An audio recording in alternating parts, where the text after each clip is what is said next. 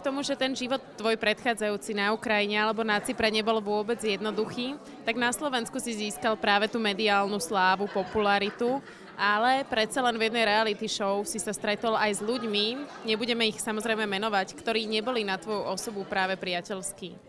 Ja to beriem dosť nadhľadom, lebo každý sme iný, každý má iný názor, každý nejak pozerá sa na situáciu úplne inak, ako ja napríklad, hej. A beriem to tak s rešpektom. Nie si každý, čo robí. Ja teraz proste mám taký postoj, hej.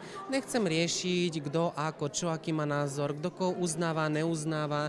Mne to je jedno, proste jednoducho, ja si žijem svoj život a keď sa niekto chce sa starať o môj život, tak samozrejme nie je to príjemné, ale som sa s tým naučil žiť, hej. Lebo iná cesta nie je.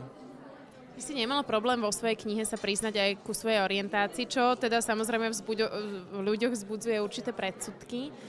Máš momentálne aj také šťastné osobné obdobie, že si zalúbený alebo že si spokojný a šťastný? Teraz momentálne mám veľa práce, venujem sa práci, ako rozbieham ďalší biznes. Mňa to troška vyčerpáva.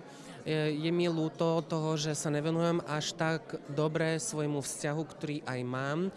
Áno, môžem povedať, že som šťastný, ale je trošku moja chyba v tom, že nevenujem sa tomu až natoľko, ale moja pozícia proste nedovoluje to, aby som neviem, teraz si dovolil teraz nejak 5 dní byť proste doma, že teraz budem s priateľom, alebo teraz budem si užívať život, neviem, poďme tam. Mám svoju prácu, ktorá vyžaduje aj ten časový priestor sa tomu aj venovať, hej.